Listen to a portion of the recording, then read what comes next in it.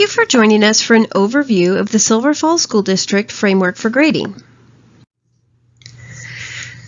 During the last school year, we had an opportunity to run a survey for our parents, students, and teachers to look at the effectiveness of our grade framework.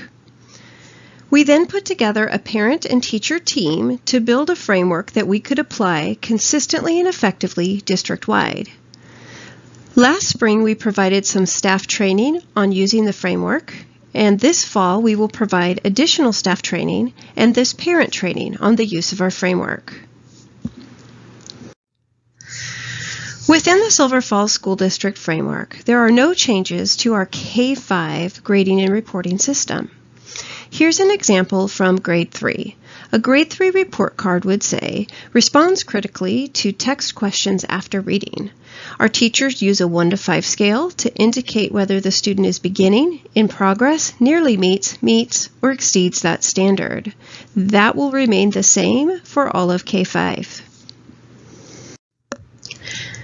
In grades 6 through 12, there may be a few or many changes depending on where you went to school, what grade you are in, and what courses you took. But all courses, grades 6 through 12, will now work with the consistent grade framework. Let's take a look at that framework now.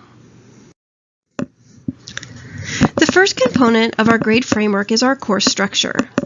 Each course, grades 6 through 12, will have 5 to 12 identified course standards. Building our courses in this way make it crystal clear to our students, parents, and teachers exactly what it is that we want students to know or be able to do by the end of the course. Each standard will be assessed separately and assigned a standard score.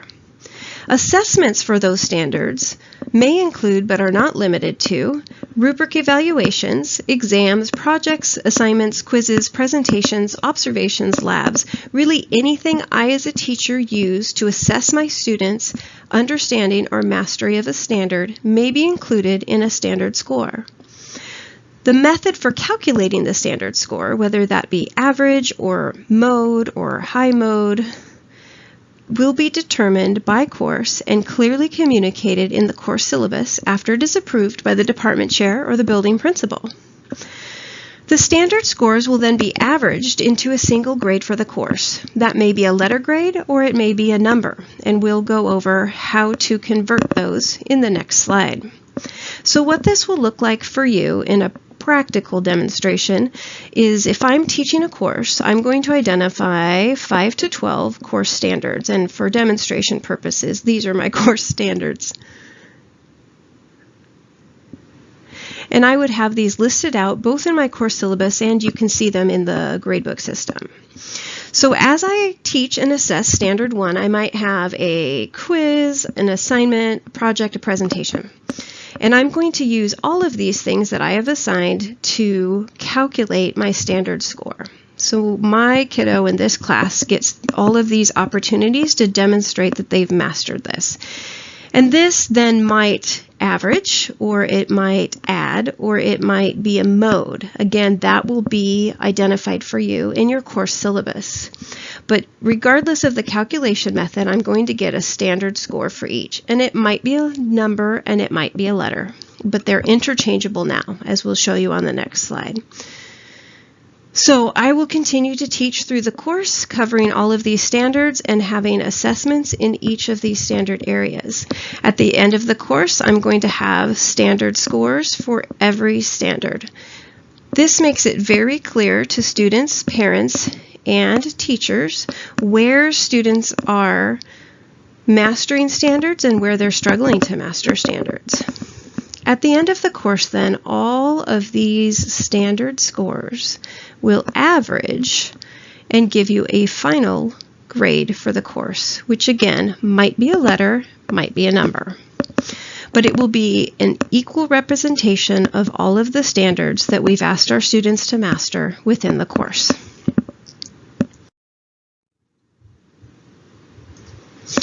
So this is our grading conversion chart, and this is how we make our number and letter reporting system consistent district-wide. So prior to this year, a 3.6 would not necessarily mean meeting or a B level depending on where you were seeing it in our middle schools or in different high school courses. So now, district-wide, if a student is getting a 3.6, we know that that student is meeting and is at a B level and is somewhere in this range. So all schools and all courses will be using this conversion chart to stay consistent and clear on where a student's performance level is. There is a separate parent video on why some of our educators are using the number scale 1 to 5, and some of our educators are still using a traditional percentage or A to F. So you can check that out if you have that question. Moving on with our grade work. Silver Falls School District has made some grading agreements. The first is around late work. I invite you to read the fine print, but here's the short of it. We are asking students to be prepared to turn work in and demonstrate mastery of skills on time. We believe as a district that this is an important skill for success in life and work. So we will be holding kids to deadlines. However, students with special circumstances will work with teachers to determine alternate or individualized due dates when appropriate. Extensions to original due dates are subject to teacher discretion and must be requested in advance. Late work may be penalized in accordance with the course syllabus, and work that is accepted late may not be reflected in gradebooks for up to 2 weeks. Absence and makeup work. Students are allowed 2 class days to complete work for each class day in which an absence occurs. So if I miss Monday, I get Tuesday and Wednesday to do my makeup work, and my makeup work would be due on Thursday. In the event that coursework was assigned prior to the start of the absence, and the due date is in the class period when the absence occurs, the student may be expected to make up the coursework on the day of his or her return to class. So in my Monday absence scenario, if I was working on an assessment the week prior and I know it was due on Monday, when I return to school on Tuesday, the teacher may ask for that on Tuesday and not give me the additional 2 days. Retakes. Students are expected to work with teachers to determine an appropriate plan of action when student mastery is not satisfactory or is impacted by a special circumstance. Reassessment plans will involve relearning prior to reassessment. We should not see students not do well on an assessment and then immediately ask to redo it. We need to see that they're demonstrating some effort to perform at a higher level. A student must demonstrate a valid and on-time attempt to be eligible for a reassessment. This means that they can't elect to skip an assessment and ask for a retake instead. And reassessment opportunities will not be determined by first attempt performances.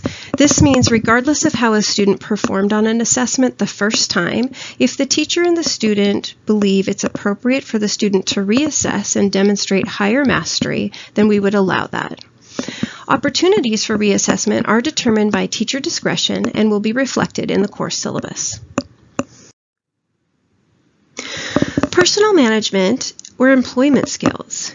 The assessment of non-academic success skills such as on-time, on-task, engagement, work ethic, and cooperation may be included in final grades, but not more than 25% of a final course grade calculation. You will see this in some of our courses within standards. You will see this in other courses as a separate standard. But in each case, personal management or employment skills cannot be counted as more than 25% of a final course grade. Use of Pinnacle Gradebook. We will have gradebooks up to date on Tuesday of each week. And we will provide staff and parent training on the use of Pinnacle. Because all of our courses will be built in a standards structure, there are some additional reports that may be helpful to you as parents. There will be a parent tutorial on that coming out mid-September. Additional agreements that we have made. Silver Falls School District does not offer extra credit. Our grades must be a reflection of the standards that we've identified for the course. Silver Falls School District places the highest value on teacher judgment and expertise to determine appropriate adjustments to support character and academic growth in each student. This really just acknowledges that we're working with children. Our middle school and high school students don't all yet have the resiliency skills to perform at their best when they're feeling their worst. This allows our teachers to make professional judgments and accommodate kids when it's appropriate. Also, our individual education plans are differentiated plans of instruction, and 504s are legal contracts, and they do supersede any district agreements. We also have some AP and college level courses offered at Silverton High School that may have university or articulation requirements that supersede our district agreements. We hope that this makes a clear and consistent grading framework for all of us to use this school year, and we appreciate you taking the time both to give us input last school year and to take a look at our new framework this school year. If you have additional feedback or questions, please don't hesitate to contact me. I'm Jennifer Hannon, the Director of Teaching and Learning for Silver Falls, and my email is listed on your screen. Thanks again, and we look forward to working with you this school year.